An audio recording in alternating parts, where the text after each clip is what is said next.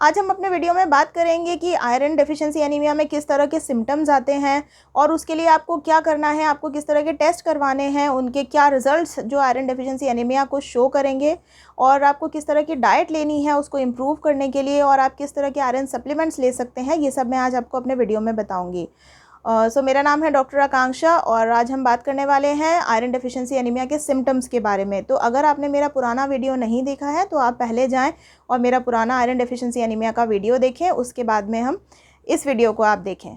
तो सबसे पहले अगर हम सिम्टम्स की बात करते हैं तो अगर आपकी सांस फूलती है या आपको कमज़ोरी लगती है, फटीग लगती है, वीकनेस लगती है, अगर आप थोड़ा सा भी काम करते हैं तो आप थक जाते हैं, थकान महसूस करते हैं, या फिर सर दर्द रहता है, चक्कर आते हैं, एसिडिटी होती है और एनोरेक्सिया होता है, जैसे कि हम नॉर्मल लैंग्वेज में भूख ना लगना बोलते हैं। इसके अलावा अगर आपके पैरों में स्वेलिंग आ रही है या फिर एडिमा जिसे हम कहते हैं, तो ऐसी चीज़ें अगर आपको दिखती हैं। इसके अलावा अगर आपके बाल ड्राई हो रहे हैं, काफ़ी ज़्यादा लस्टरलेस लग रहे हैं आपको, या फिर आपके हेयर फॉल बहुत ज़्यादा हो रहा है, और हार्ट बीट आपकी या फिर पल्स रेट आपकी काफ़ी ज़्यादा फास्ट चल रही है, और इसके अलावा आपको अगर कुछ ऐसी नॉन एडिबल चीज़ें खाने का मन हो रहा है, जैसे कि क्ले या मिट्टी या ऐसी कुछ चीज़ें खाने का आपको मन हो रहा है, तो फिर आप ज़रूर देखें कि अगर आपको आयरन डेफिशिएंसी एनीमिया हो सकता है।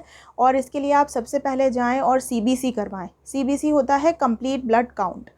तो इसमें आपको क्या देखना है, सबसे पहले तो आपको हेमोग्लोबिन देखना है। ये कट ऑफ वैल्यूज़ मैंने आपको अपने पुराने वीडियो में बता दी थी और मैं आपको एक बार दिखा रही हूँ, और वो कट ऑफ वैल्यूज़ आपको बताएंगी कि आपको एनीमिया है या नहीं है। इसके अलावा आपको कुछ दूसरे टेस्ट भी ज़रूरी होते हैं, जिसमें से एक काफ़ी इंपॉर्टेंट टेस्ट है सीरम आयरन कंसंट्रेशन।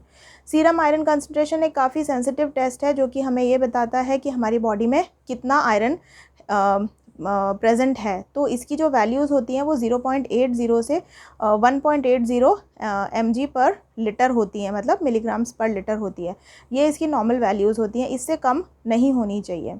इसके अलावा दूसरा टेस्ट होता है सीरम फेरेटिन, जिसे कि हम मोस्ट सेंसिटिव टेस्ट बोलते हैं और मोस्ट एक्यूरेट टेस्ट बोलते हैं आयरन डेफिशिएंसी एनीमिया को डिटेक्ट करने के लिए। तो इसकी जो वैल्यू होती है वो 10 माइक्रोग्राम से कम अगर है, तो इसका मतलब ये शो करता है कि आपकी बॉडी के अंदर आयरन के स्टोर्स नहीं हैं, तो इसलिए आपको आयरन खाना स्टार्ट करना है। इसके अलावा एक सीरम ट्रांसफेरिन भी होता है, उसकी नॉर्मल वैल्यू शुड बी 30%। अगर ये 15% से कम जाती है तो इसका मतलब आपको आयरन डेफिशिएंसी एनीमिया डेफिनेटली है। तो आपको स्टार्ट करने हैं फिर आयरन सप्लीमेंट्स, या फिर आप अपनी डाइट में अगर इंक्लूड कर सकते हैं तो आप अपनी डाइट में इंक्लूड करें। अब मैं आपको बताती हूँ कि डाइट में आप कैसे आयरन खा सकते हैं। दो टाइप के आयरन होते हैं जो आप डाइट में ले सकते हैं। One is heme iron and second is non heme iron. तो जो हीम आयरन होता है that is better absorb than non heme iron. और हीम आयरन जो होता है उसके सोर्सेज क्या होते हैं वो मैं आपको बताती हूँ। उसके सोर्सेज होते हैं जो नॉन वेजिटेरियन हैं उनके लिए लिवर है, पोल्ट्री है, पोल्ट्री मीन्स जो चिकन वगैरह आप खाते हैं, मीट है, फ़िश है, ये सारे हीम आयरन के सोर्सेज हैं जिसमें काफ़ी ज़्यादा अच्छे से बॉडी एब्जॉर्ब कर लेती है जिनको।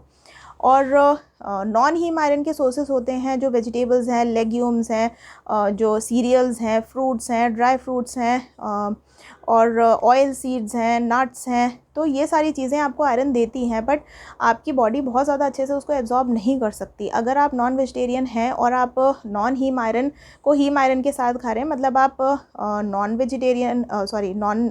नॉन वेज अगर आप खा रहे हैं, मटन वगैरह खा रहे हैं और उसके साथ में आप सैलड्स खा रहे हैं या ग्रीन लीफी वेजिटेबल्स खा रहे हैं, पालक वगैरह खा रहे हैं, तो that will be better absorbed. तो इन सब चीज़ों का आप ज़रूर ध्यान रखें। और इसके अलावा जैगरी एक काफ़ी ज़्यादा इंपॉर्टेंट सोर्स होता है आयरन का जो वेजिटेरियंस हैं उनके लिए, और पोमीग्रेनेट और एप्पल्स और बीटरूट काफ़ी ज़्यादा अच्छा सोर्स होता है। लेकिन डायबिटिक्स ये ज़रूर ध्यान रखें कि आपको बीटरूट नहीं खाना है।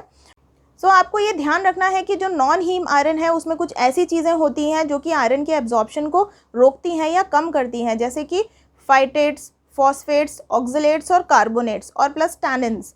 तो ये सब चीज़ें किस किस चीज़ में होती हैं, ये सब पहली चीज़ तो मिल्क होता है, उसके बाद में कोई भी मिल्क प्रोडक्ट, कर्ड वगैरह, या फिर एग में होते हैं फॉस्फेट्स और टी में होते हैं टैनिन्स। ये सब चीज़ें अगर आप आयरन के साथ में लेते हैं या फिर आप खाने के साथ में या ग्रीन लीफी वेजिटेबल्स के साथ में या फिर आप कुछ आयरन की कैप्सूल ले रहे हैं उसके साथ में ये सब चीज़ें आप खा रहे हैं या फिर आप एप्पल के साथ में दूध पी रहे हैं, तो आपके आयरन जो है उसके अंदर एब्जॉर्ब नहीं हो पाएगा। ये चीज़ आपको ध्यान में रखना काफ़ी ज़्यादा ज़रूरी है।